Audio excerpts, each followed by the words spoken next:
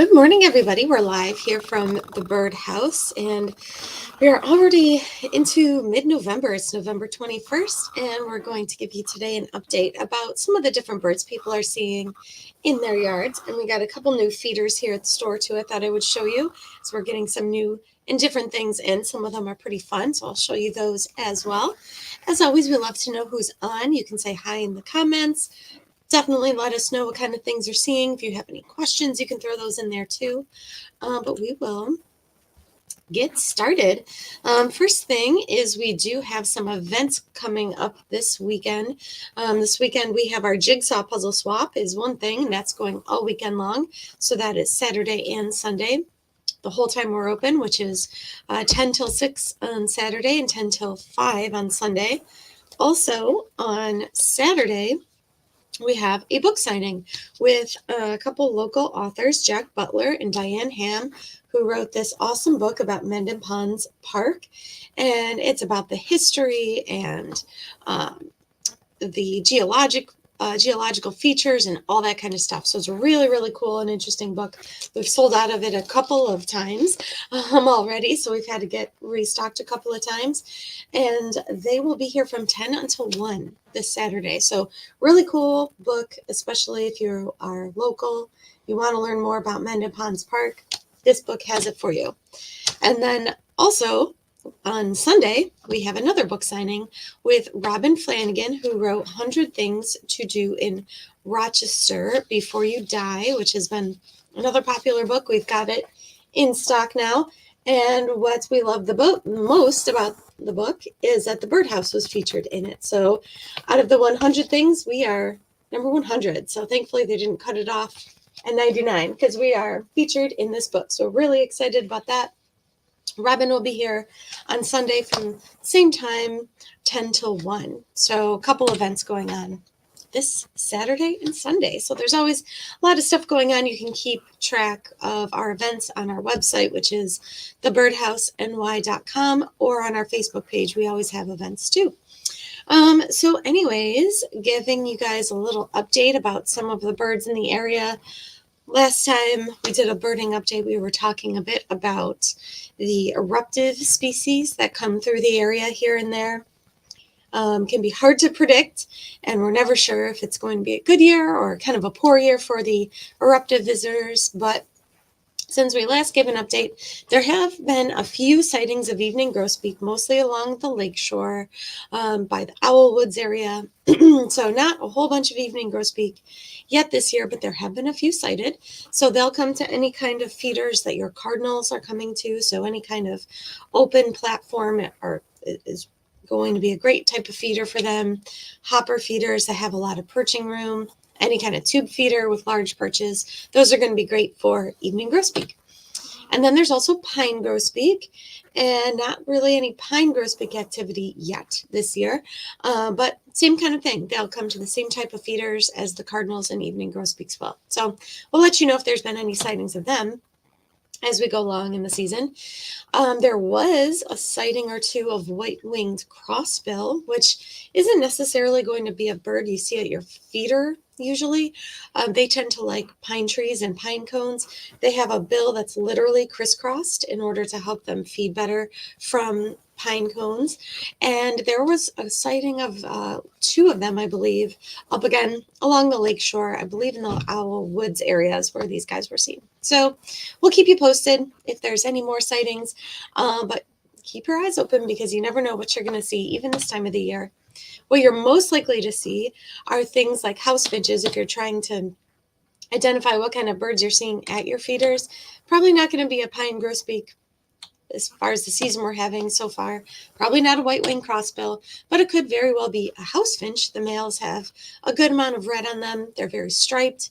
The females are just brown and striped. Or if you see something that looks like a house finch, but it's a little bit bigger, its beak is bigger, it's more purple in color, could very well be a purple finch, and this is what the male and female purple finch look like. So it can be sometimes hard to decipher between the house finches and the purple finches, but purple finches the males at least, aren't going to have as much striping on them as the house finches do. So if you look at this house finch male with the red, has quite a lot of stripes on it, whereas the male purple finch does not. And the female purple finch, her striping is very bold, and she's got that bold white eye stripe above her eye. So the female house finch does not have that. And the purple finch do have a larger bill. They're a larger bird than the house finch slightly, which can be hard to tell if you only have one at a time at your feeder. But purple finch are more common in the wintertime, coming to feeders, so keep your eyes out for them. And also pine siskin. Pine siskin look a lot like female house finch, but they do have a yellowish wash on their wings, and they have a very, very sharp bill. And you're likely to see pine siskin coming to your Niger feeder, as well as red poles.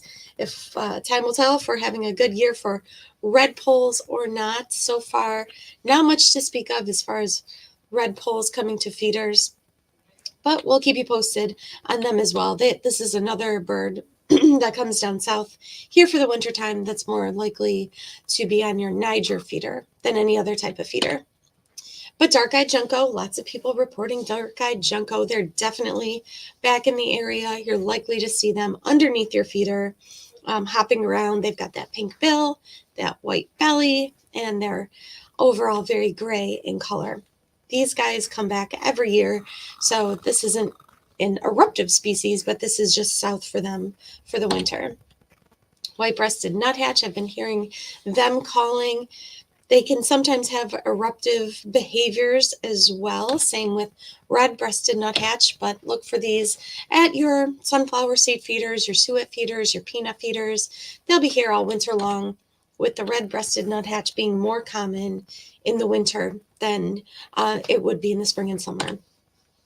Tree sparrow are a type of American tree sparrow, are a type of sparrow we have here in the winter that you don't see in the summer months. And again, look for them underneath your feeders. Usually they have that bicolored bill, so the top is black and the bottom is yellow, and they've got that chestnut cap on the top of their head. And I'm talking about Mendon Ponds Park, the book, with the book signing.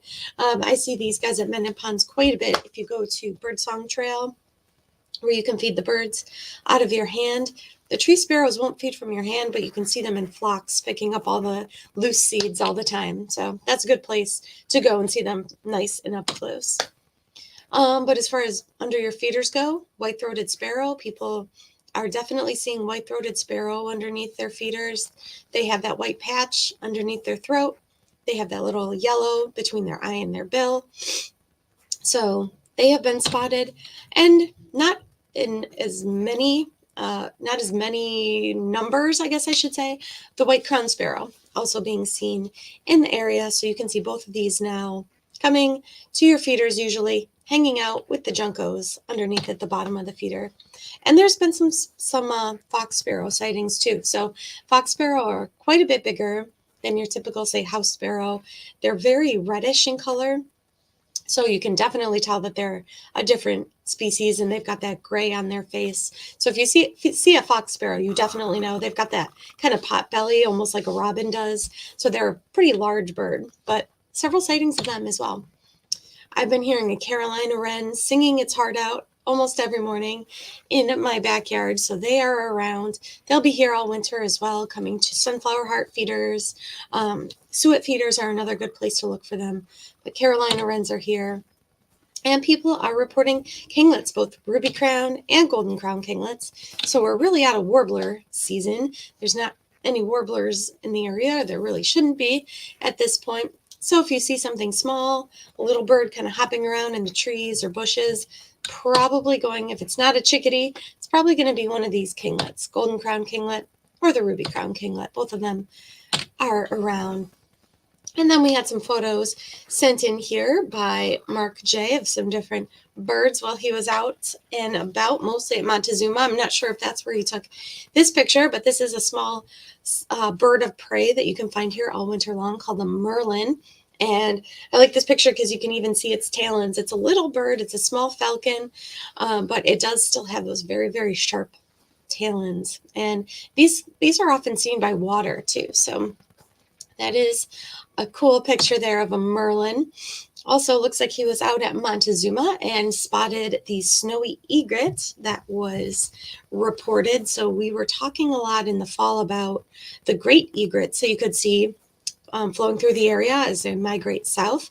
But this is a snowy egret, which is usually a much more southern bird. If you go to Florida or anything like that, you can see the snowy egrets.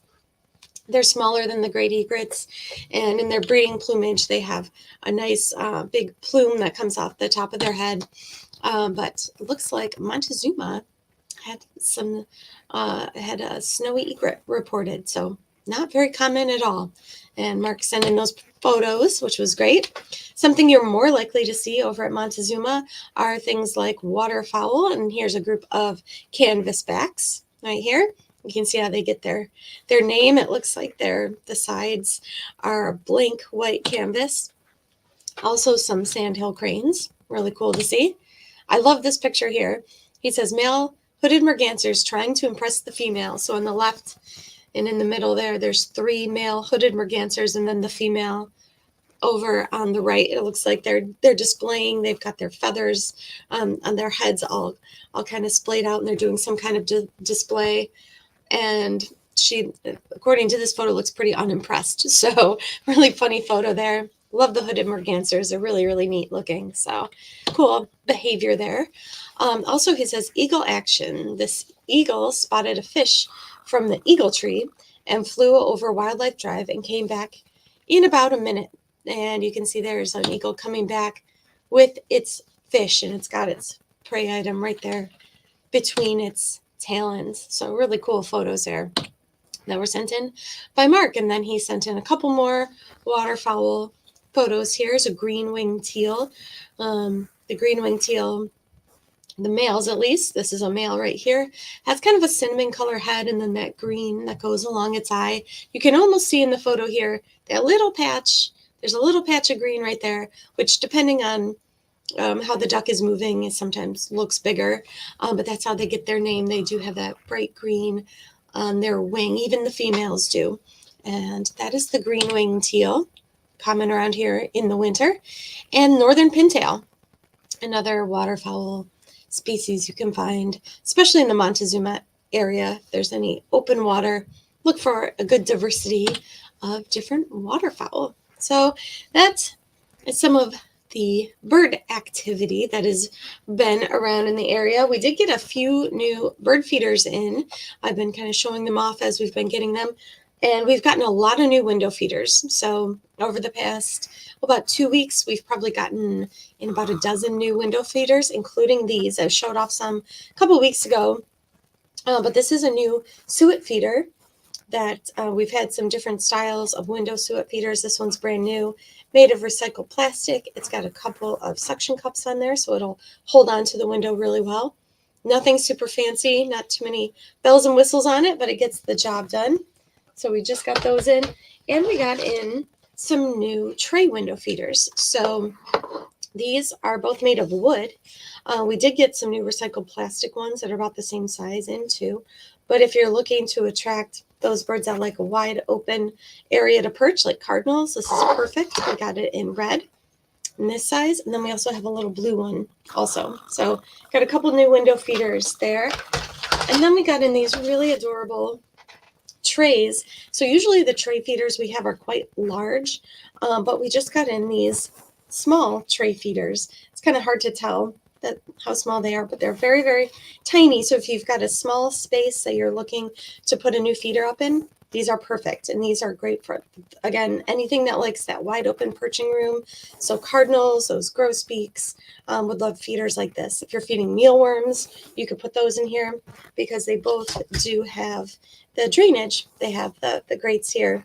So if any moisture gets in there, it drains out. So that's everything I have for you guys today. Looks like Ed is on, and he says, looking forward to the book signing on Saturday. Love Mendon Ponds Park and can't wait to learn more about the geological history. Yes, so that is the book signing we have on Saturday from 10 to 1 with Jack Butler and Diane Ham, the authors of this Mendon Ponds Park book, which has been very, very popular.